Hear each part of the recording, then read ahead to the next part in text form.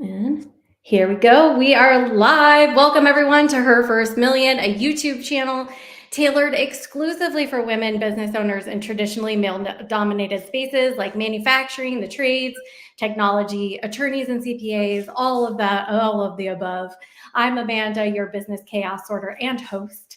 With Her First Million, we're dedicated to providing 3 different segments that set your business on a trajectory towards better profit. The first segment is around numbers. So, love your numbers. I'm here to unravel the complexities of financial management. That's where we demystify the numbers so that you can confidently optimize your business for greater profitability. And the second segment that I do is called Ask Amanda. That's where any question that you have business wise is available. I can answer any of them. So, whether or not you slide it into DMs for privacy, or you comment below, I'm thrilled to hear from you and share insightful answers that can help you steer your business in the right direction. I get all kinds of really cool questions, but also obscure ones, which I love the most. So ask your questions. None of them will stump me. I will be able to answer them. And then the segments I'm most excited about are these interviews where I sit down with trailblazing women entrepreneurs who have excelled in industries traditionally dominated by men and others who support them in interesting ways.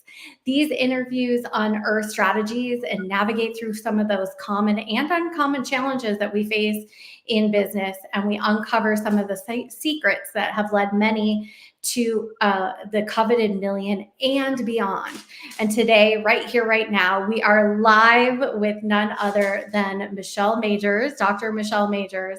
Her story is set to inspire. Her insights are set to transform, and her journey is a testament to the incredible potential that we have inside of each of you. Hi, Michelle. Thank you for being here. Thank you so much, Amanda. I am super excited to share space with you. Thank you for inviting me. Yes, and I'm just going to run through a little bit of your background so you don't have to do it. Dr. Michelle Majors is the CEO of Majors Leadership Group, a Seattle-based and national consulting firm dedicated to supporting organizations in solving their office culture, internal structure, and equity challenges through the lens of grace. With a master's degree in transformational leadership and a doctorate in educational leadership, both from Seattle University, Michelle has developed a strong reputation in guiding grace-based DEI initiatives and movements. This means that the focus moves away from complex technical terms and concepts into basic human values and stories. Michelle's guidance of value is grace. She stands firmly on the belief that the systems of racism in its brilliant design was thrust upon all of us. It is a toxic system that we are all poisoned by. None of us created it, but we're charged with transforming it. I really love that, Michelle. And to this end, Michelle prioritizes relationship building, deep listening, and human connection to design effective strategies for integrating value of equity into organizational practices, structures, and culture. This approach also helps organizations and leaders engage in dialogue about race that moves away from distancing paradigms or fear, anger, and absolutism and turns to humanity and grace. So without further ado, let's dive into the heart of Her First Million and welcome our guest, Dr. Michelle Majors. Hi, thank you again for being here. Absolutely. What are some signs that a company should start integrating grace, equity, or DEI initiatives? Well, I think, there's always like different signs, right? Mm-hmm. When I get to an organization, sometimes I have clients, it's like, if we can just have a meeting where nobody yells or cries, right? So the bar is different for every organization, but every organization, I feel pretty confident to say every organization could stand to look at ways in which they can bring grace to the culture of the organization. What we learned from COVID is that when we want to, we can make accommodations. We can shift what we normally do in order to be more responsive to the individual needs that people have. And so in organizations, though, it could vary. But I think some of the biggest tells are around people who in the organization. You can look at, are they missing a lot of, are they missing more days, or if there are particular complaints that people have. I mean, it's just really about paying attention to what's happening in the organization to be able to say, oh, we need to change something, and asking yourself the question, how can we bring grace to this situation? So whether it's two people that are in conflict, whether it's practices or policies that keep tripping people up, or whether it's just leadership challenges, like who's running the ship, and what are their values, where do they sit? Those are all different areas that we could really ask the question, how do we bring grace to this situation? So it doesn't always have to be a burning, the building doesn't have to be on fire for us to start thinking more critically about how we tend to the people in the organization, and how to bring grace to the organization. And what type of businesses do you love working with? Can we kind of, my channel kind of talks to women who own, male dominated spaces, industries that are mostly male dominated. So, are there certain businesses that you tend to lean towards, or how can they qualify as listeners right now? I would say right now, 100% of my clients are nonprofits. Ooh, yeah. I tend to work with nonprofits, and because of how, where I traffic and who I traffic with, I Uh-huh. end up working with legal aid firms. So I work with attorneys in nonprofit. These are folks who are fighting the good fight, Mhm. taking up class actions to help groups of people who are subjected to, any number of harms or injustices or inequities, right? Mhm. And the reason why I kind of hover in the nonprofit space is because in nonprofits, that's mission driven work. So Mhm. people are really driven by a passion that's a little bit different than the bottom line.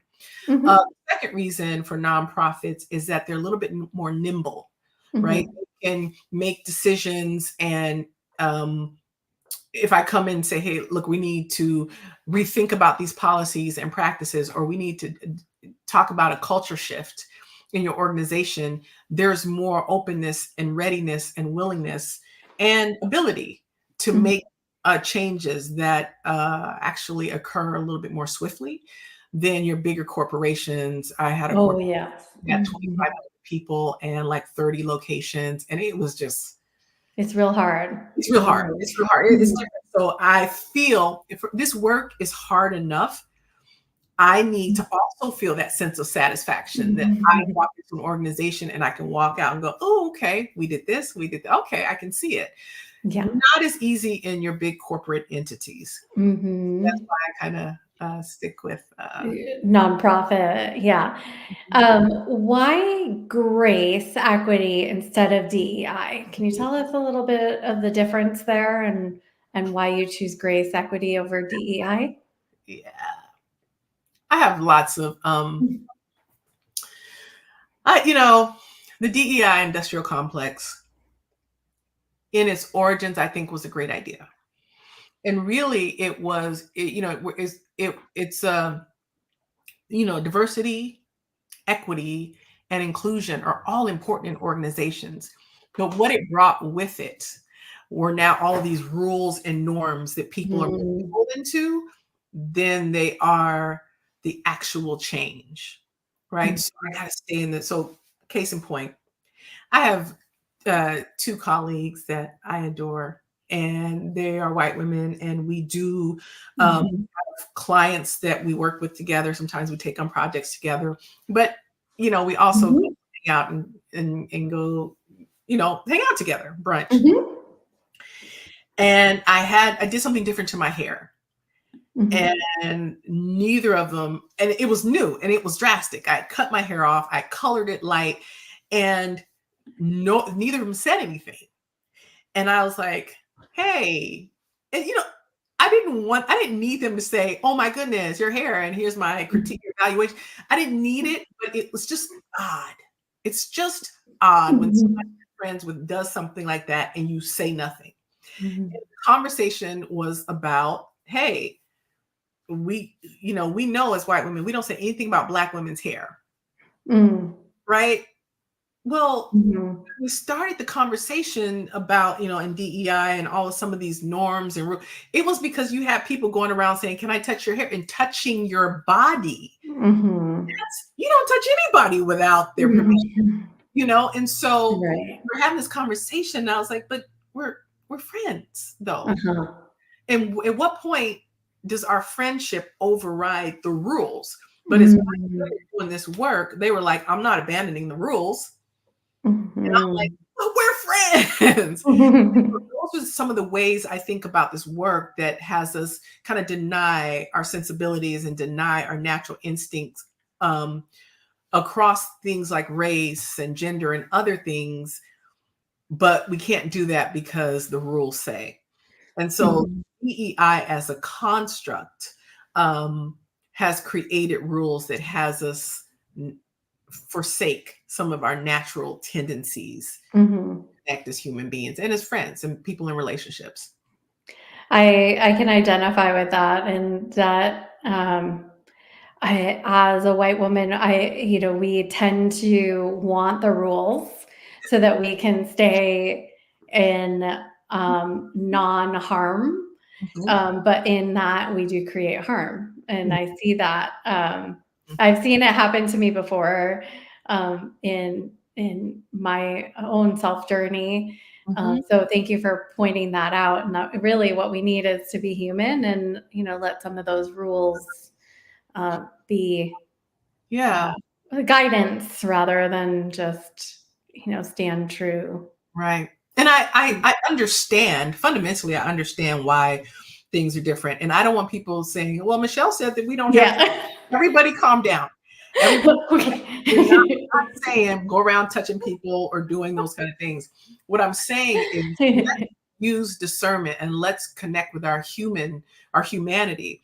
Another reason Mhm. for grace is because we all have our lived experiences that inform Mhm. how we see everything. Right. Mhm. So when I have conversations and people say things and I'm like, okay, Mhm. one, I've invited people to say those things. So, we have to say the things and I have to hear the things.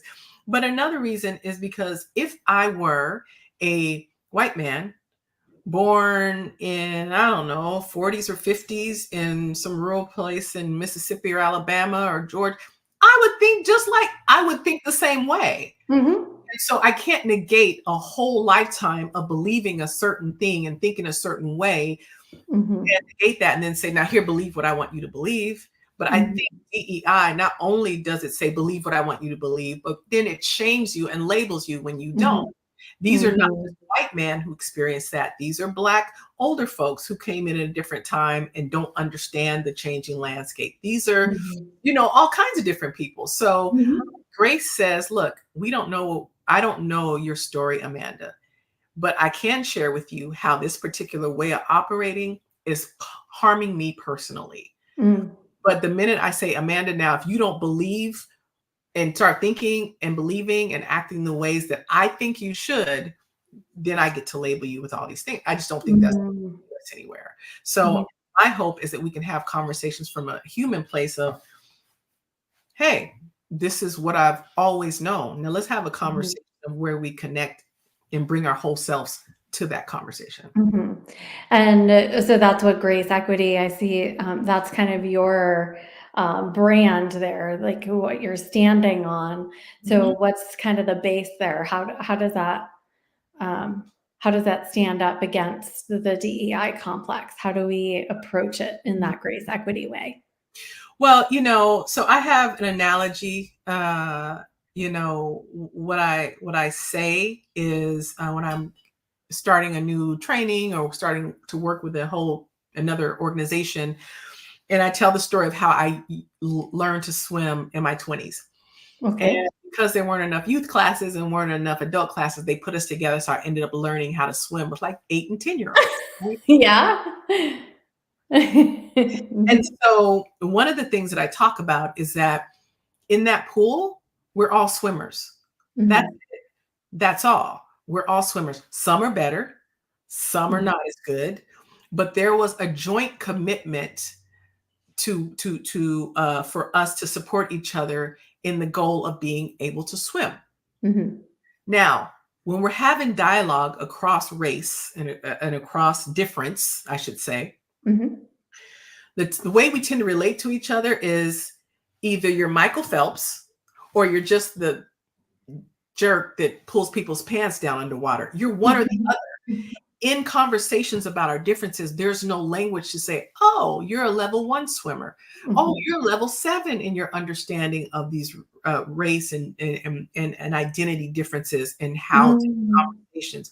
We don't have any language to be able to assess where someone is and then say, oh, that's just where you are. Not, oh, you said that, you're da da da da da da da da da da. Right? And so that is the only way that I know. You can't, I don't think you can train people to have an epiphany. That doesn't happen in trainings where people are like, oh, I'm going to abandon everything I ever known and start thinking. It doesn't happen. It doesn't happen that way. No. Facts. It doesn't happen with data. The only way I've seen it happen is through real conversations from one human to another. That's all I've ever seen. And adding that element of grace to be able to say, I understand you don't know my journey. Amanda, how could you? How could you know my journey? How could you know what it's like to be a Black woman in her early 20s? How could you know that? Right? Like, how could you know that? And so conversation that takes into consideration, you wouldn't. And once I'm clear that you wouldn't know that, then I have more expanded range and capacity to engage with you in a way that actually makes a difference. So based off of what I just heard from you, I heard that we don't have the language models to kind of separate that with that analogy, swimmers, level 1 through level 7. Is that what Grace Equity tries to do? Are you trying to help us understand like where different people would be in terms of their exposure to different cultures, or how do we? Yeah, I don't think I'm trying I'm just trying to raise up that it exists. Oh, I don't want to get into the weeds of trying to figure out what level you're at, because that then another layer. That's right? a whole nother layer. Yeah. I just want to say, oh, it's a different level than I have, or that different level than where I am. And it gives room for people to have their different level experience and ask questions that may be perceived as dumb or uncomfortable or insensitive. But I'm not encouraging people just to walk up to someone and start having conversations about race that you don't know. You want to have some kind of general baseline of, so that's why I say in trainings or in places where we're doing work together, that's where it becomes important to open your mind and heart to another way, another perspective. I think, that should be maybe our mantra in business and nonprofits or wherever we are working anyway. Yeah, open your mind and open your heart. What are the things that we miss in our discussions that are about different identities? Can you share with us some of those things? What are the things that we miss? That's a great question. So I think that we really just, let me say it this way. When there's conflict between Amanda and Michelle, Michelle wants grace, but Michelle is not as easy to give grace to Amanda. Like the things that we expect from our lived experience, from our positionality, we all want a little grace.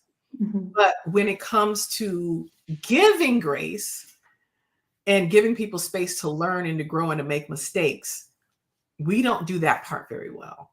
And I think if we could understand that I want grace, and part of that, it's the law of reciprocity. So when I begin to say, look, here's my story, then somebody else now feels a little bit, it's disarming. It's disarming Mhm. to people with grace and not, oh, you said this thing, oh, you said that, you are this, you are that, or challenging people or policing their language or Mhm. all the other stuff that we're seeing now. And so I Mhm. think what we miss in our discussions across identity is that each person has a whole entire story that informs how they see this one particular thing. It's not Mhm. just Michelle says, oh, this is a phone. Because Mhm. Amanda can say, no, it's a camera. Mhm. Proof that it's a camera. And I'm saying, I have proof it's a phone, though. Mhm. We can go back and forth all day, but everything in my history tells me this is a phone. And I'm Mhm. not going to argue with you. Maybe we can say, well, how can it be both? Or how can it be, Mhm. you know? So I Mhm. think what's missing is that willingness to connect and see the other person in their whole story and not make it as if this one particular thing, it comes out of nowhere why they agree to a particular thing, right? It's Mhm. formed long time in the making. Really, and that's what I loved about your bio when you mentioned that, it is all of our responsibility to make sure that the transformation is happening because as you say, like, I personally didn't create this, but we are all living in it. Mhm. So that's really awesome. So with your clients, how do we know that they've achieved their desired outcome? So you're coming in, you're doing this grace work. How do clients know that they've won Yeah, in hiring? that's a great question, and it's a slippery slope. And so I'm glad that I have the opportunity to talk about it in a wider audience because Mhm. people tie very narrow outcomes to this work. Okay, yeah, let's talk about that. Yeah, and when you tie very narrow outcomes to the work, you become fixated on the outcome and not the process that leads to the outcome.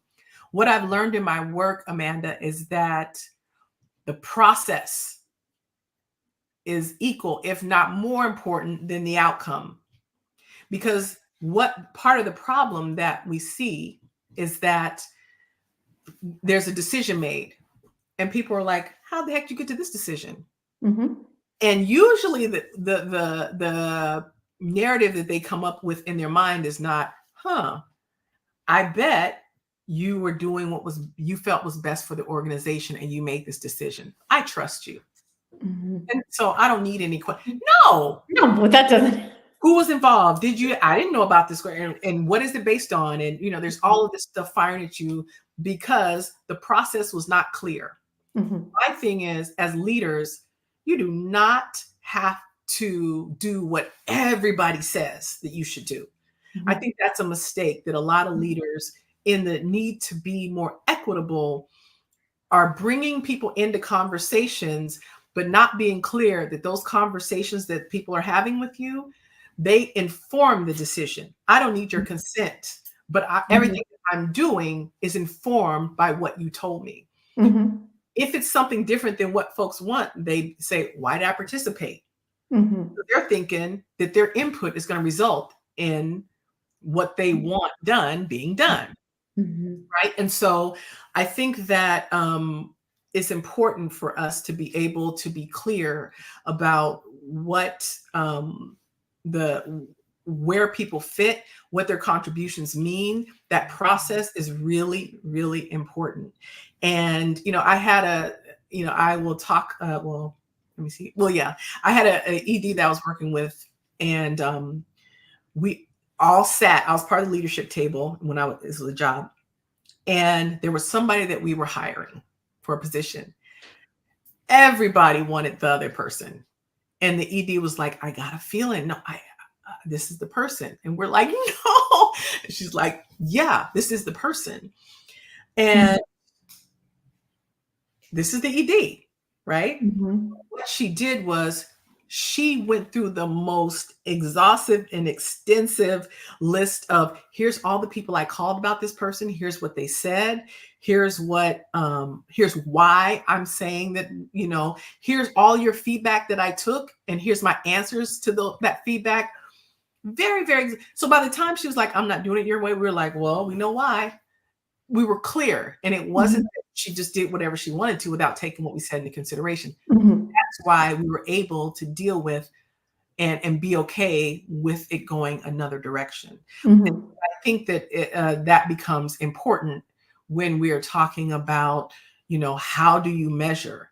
Sometimes it's just about the process of feeling Mhm. clean when you get to the decision of like, I know exactly what we went through. And Mhm. that in of itself is, gives the team lots more power in feeling that they're a part of this process. Mm, mhm. I answered that very well because you start. Well, and I hear, yeah, well, I hear transparency in process. Whew. So the process of getting there is one thing because people do follow processes, but the transparency is the piece where it gets lost in the language because, yeah, if you're brought on to a hiring committee and then, it goes a different direction and you don't understand why, then I can see why some people would have it. And it happens in small business too. So those of you that are listening that are, building your businesses, this stuff happens in our businesses too. When I had my bakery business, it was just the rise of it was just the very beginnings of the pronouns. And we Mm, had a whole conversation around um, whether or not that was going to be appropriate for our space.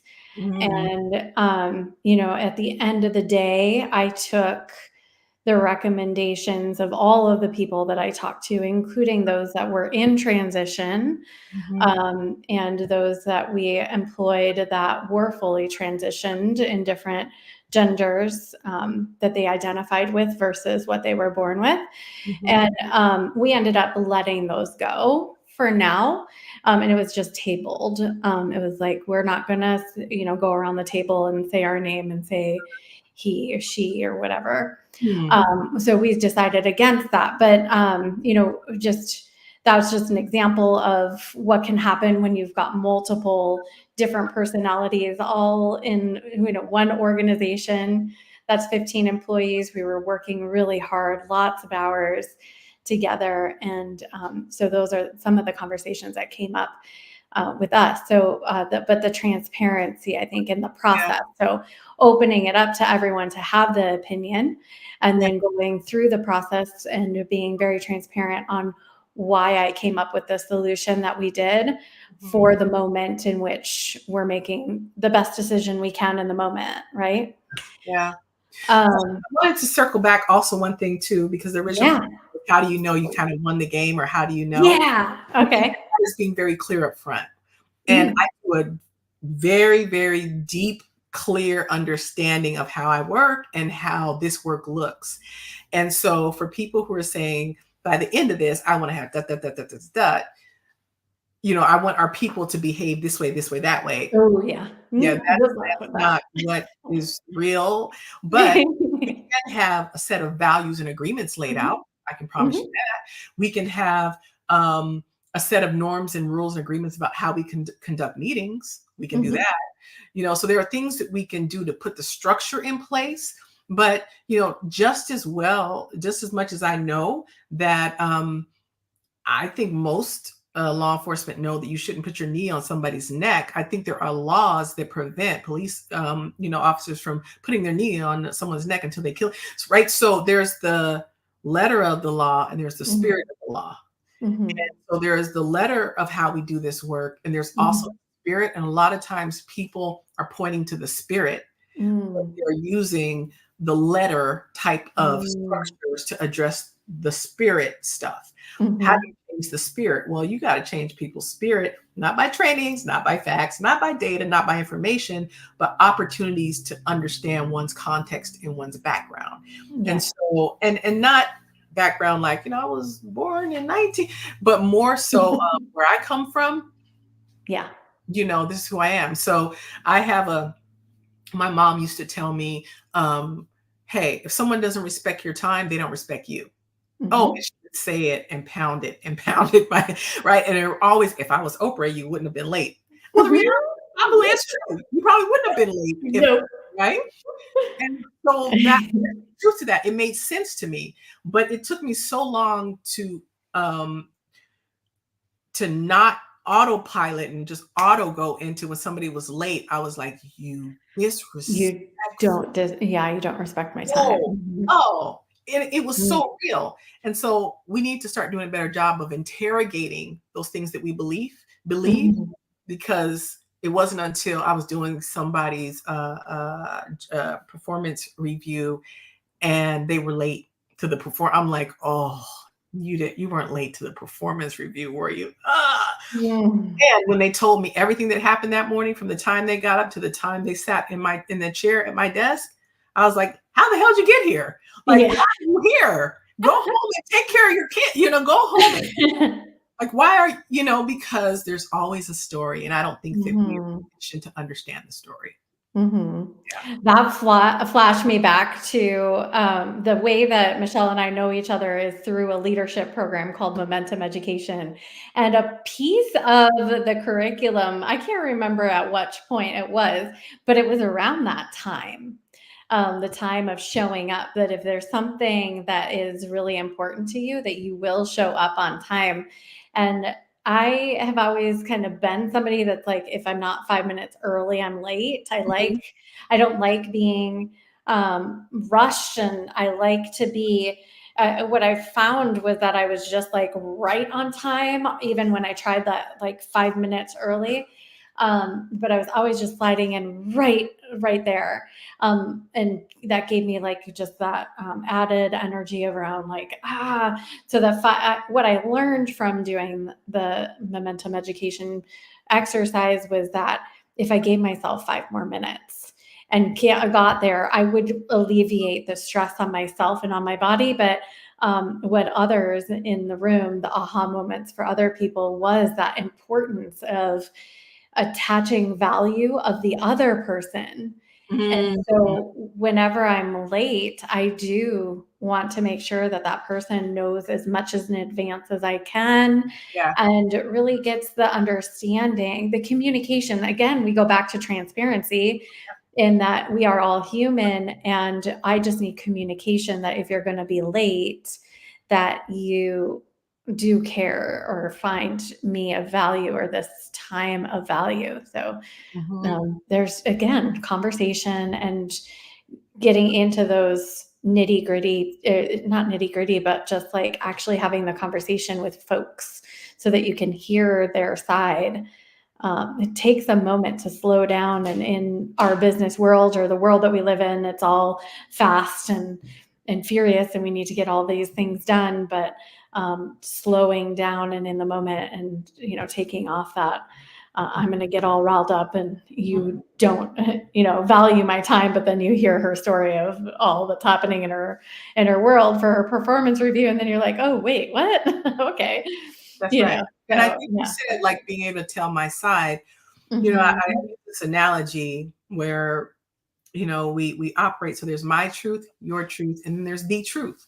Mhm. And when I say things like the truth, I'm thinking about things that will never ever be up for debate, like gravity. Like Mhm. that for me, that is the truth. Now, I also, for my spiritual values, I believe in God. For me, I know God is my truth. Mhm. But I also know that it's not the truth for everybody, Mhm. right? But Mhm. we argue our truth as if it's the truth. Mm. And it's not. My Mhm. truth is not your truth, right? Mhm. And so we walk into situations already deciding that something just is, without Mhm. interrogation, without reflection, without debate. It just is. Mhm. And there's seven and now 8 billion of us on the planet. I don't know. I don't know that there's just one person's truth is the truth. That's doesn't make sense to me. Mhm. So I think that if we can start to even operate with this, my truth is, time, Mhm. you don't respect me. But Mhm. my sister is, her time is, yeah, getting somewhere on time. Not so much. Oop. Uh-oh. It looks like Michelle just dropped off, so hopefully she'll be coming right back. It was such a cool conversation. Drop some comments in for me, and I can answer some of those questions while we wait for Michelle to come back. I will take a look and open up my other line here, or other line, another window. Let's wait and see if she's going to be able to re-enter.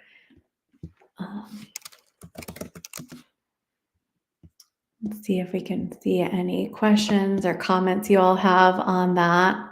Here she comes. That's perfect timing, Michelle. Let's get you back on stage. There we go. I don't know. All of a sudden it just dropped and it was like, I was all in my I know. Okay, you know what? That's why I lead with grace, because sometimes things happen and you don't know what happened, but never know what's going to happen. You're back. And what we were talking about was transparency. And do you want to just give us a little recap of what you were saying as you dropped off there? If I can remember, well, what was I talking about? Just the truth. Yes, the truth. And the truth, and being and to what lengths we go to not only do we say it's my truth is the truth, but now I'm saying, Amanda, I am mad at you because you won't abandon your whole life's worth of data that tells you that this is the truth and come to my side of the truth. Mm-hmm. I want you to abandon everything you believe, everything your family of origin, your lived experience. I want you to believe what I believe. Mm-hmm. That's not going to happen. It's not going to happen through data, facts, or information. Mm-hmm. But if we start to understand and connect on an empathetic level with what it must be like to be Amanda, then I can start to hold space for Amanda in a way that transcends your gender, your race, your ... Mm-hmm. So yeah, that's what I got. Gotcha. Yeah, the truth versus your truth, my truth, and the truth, I think that's such a great takeaway. And we can use that in business too. That the folks that are coming to us all in conflict, they have their truth, right? They're in chaos or however they're feeling when they're feeling attacked or however it is, they've got their truth, you've got yours. And then in the middle, we need to come together and untangle that. So that sounds like kind of that's my biggest takeaway is from that little piece.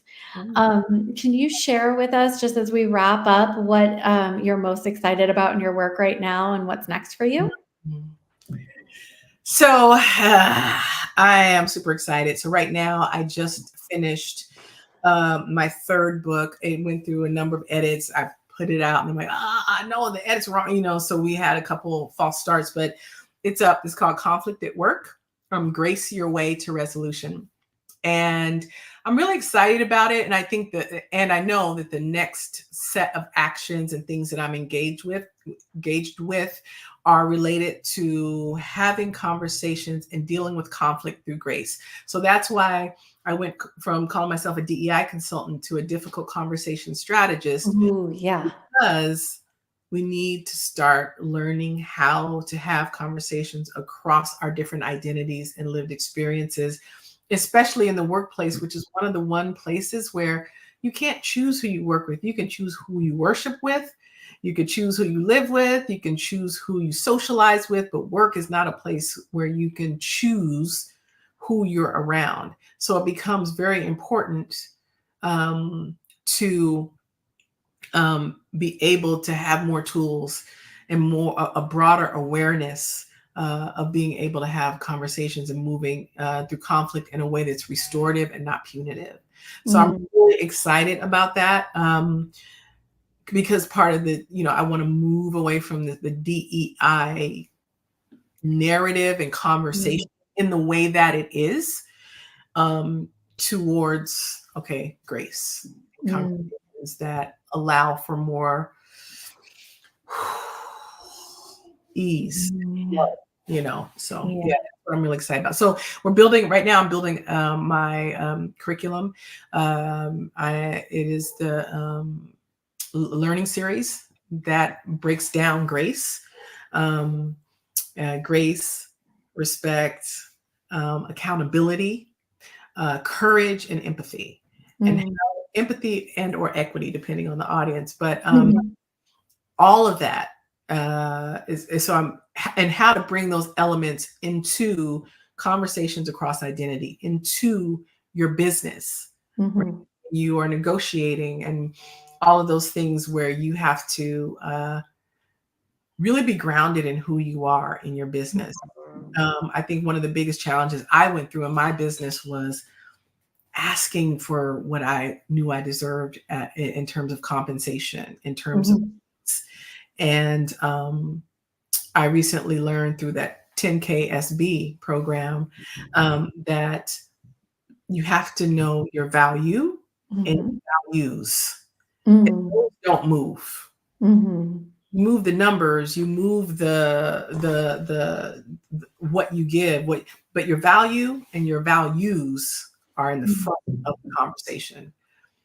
And so, Mm. yeah, I'm looking forward to uh, digging in a little bit more to bringing grace to these different areas, but in particular, conflict. Yeah, there's it's so needed.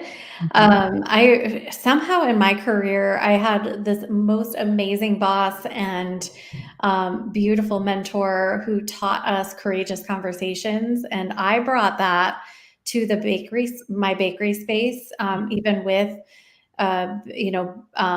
employees who were entering the workforce. They were transitional. I hired people out of the correctional facilities and those that were living on the streets. I mhm, brought that to our workplace, and I can tell you that it really made a huge difference. So, the work that you're doing there, as far as conflict and really strategizing on how we have conversations at work, is so huge. I'm really excited to learn more about it as you build that out. So keep us posted. mhm. And with that said, what is like one last piece or insight that you have for our listeners that they should be aware of as Mm, they're reaching towards their $1 million and above? Like, these are companies that are growing. Maybe think of your larger nonprofits. mhm. Um, they're growing, they're adding people all the time. So what's one essential takeaway that they should take from our conversation today? Um, well, I don't know. Um, so are you talking about, well, first let me get clear. Are you talking Mhm. about an essential thing to carry with you in your overall business journey as an own business owner and like that? Mhm. Yeah, that sounds good. Yeah. So I want to get back to that value piece. Yeah, please. That shows up in, again, your money, how you handle Mhm. conflict, like, because that is about you understanding who you are and what your non-negotiables are and what you deserve. Money is a deserving conversation. Mm, Do I mhm. deserve that rate? Do I deserve this client? Do I, right? And so I would say take some time to get clear about what are your values and what Mhm. is your value. It wasn't until I started this change, like the grace equity from DEI conversation, where I understood my value shifted in that moment. It's different. Nobody's doing DEI. I'm sure some people are, maybe. I don't know of anyone that is Mhm. doing it the way I do it. Mhm. And so everybody has a unique way of bringing the conversation and bringing business and bringing ideas, and it's all different. And so we tend to compare. I remember every time we do some kind of business plan, they're like, "Who's your competition?" I can't Mhm. stand that exercise. I don't Mhm. care what other people are doing Mhm. because that is not my journey. And so every time I Mhm. have to go and research what everybody's doing in the DEI space or whatever, when I had to do it for 10KSB, I was like, Oh, yes. ugh, don't, I do not. I honestly don't care what other people are doing because that Mhm. is their lane, that is their journey. And Mhm. so being clear about what your value and what you bring to the table, there's a comfort now. When I ask for the money that I ask for, it's literally take it or leave it. I don't have any attachments to you saying no, because I know the emotional weight that I carry of your whole organization, who's like, how anxiety producing race DEI is like, oh, everybody's so, tight. And I know I'm going to carry that. So it can be really messed up if the person that carries that does not carry it. It becomes worse. So I can't tell you how many people brought me in after another DEI consultant has come in and done some stuff. So I just say, stick to your value, know who you are, and do. This is my opinion. Don't go wide. In and go deep. I get new ideas all the time, and nothing ever got done because I was right. Figure out your lane, stick in it, be relentless, and be clear about what your value is and what your values are. Yeah. Those are words to live by. Thank you for championing that at the end. Michelle, it's been a pleasure. Michelle and I not only know each other from years ago doing Momentum Education, but she now also is an alumni of the 10,000 Small Businesses program through Goldman Sachs. So congratulations on that. And so am I from National Cohort number 5, which was years ago. But I mean, that network of business owners is so great. I tell people about that program because of the way that I don't know, you can just sit down at an alumni event. I've gone to 2 of them. You sit down at breakfast, you don't know anyone at the table. By the time you leave, you're all best friends, or you've got 8 of your best friends. And then the next time you sit at a different table and you've got a whole bunch of other friends.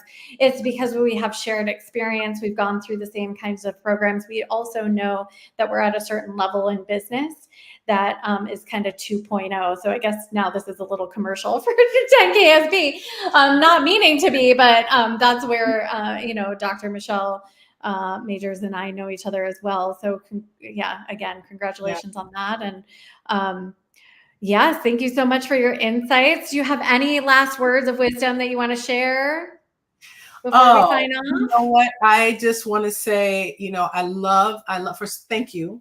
Thank you for having me here. And just to share space with you. And I think I love that I don't have it in front of me. 1 million, first million. What is your movement? Her first million. Her first million. I loved it when I saw it, because I think it's important to name and to claim and to operate in a sphere of money and wealth and abundance. And you don't pussyfoot with it. You're not like wealth. You're like millionaire, right? Like naming it and expressing. I just think that it's important for us to navigate in spaces that are more, I don't even want to say shameless, but that's how it feels, like more shameless about, no. I want to be a millionaire, and this is the space I want to traffic in, and these and the people that I want to meet, and you're the convener of a conversation about millionaire women. So I love it. Thank you so much. And if there's anything you need from me, you know where to find me. Yeah, you just stay right there. I'm going to close this out and I'll be right back. Thank you so much for Michelle. That's so awesome that you said that, because her first million is all about getting to that $1 million, and it's not easy. I've been there once before, 2.2 million at a bakery business. But now I'm building my second one, and I want you all to come along with me. I will have some resources that Michelle mentioned in the video description later today. And for those of you that are ready to make your first or next million, maybe you've experienced that eye roll feeling when someone tells you that you need a business plan, a little bit like what you were saying, Michelle, around the competitor space. Sure, you need that if you have investors or you're getting a business loan, but you don't need one. In 2010, I wrote a business plan for a gluten-free bakery that I launched in 2012. That plan was massive and super well researched. I would have gotten an A+ in any business class, but there was one problem. It was totally useless. I launched the bakery business out of a single farmer's market booth, and I bootstrapped it to multi-seven figures with distribution along the West Coast while managing 15 employees, 3 shifts, 7 days a week. And I never looked at that darn business plan. The strategic plan, though, I created a strategic plan that has everything that I found helpful back then. And now, after teaching over 300 businesses, it's streamlined and simplified, and it contains only the most important pieces that you need to surpass the $3 million mark. So yeah, I'm telling you, we need to get to the first million, but really I want you to get up and above that so you can learn my exact strategies in my new course. And if you like what you hear, don't forget to subscribe and hit that notification button and stay in the loop for the next episode of Her First Million. So until next time, here's to your success. See you later.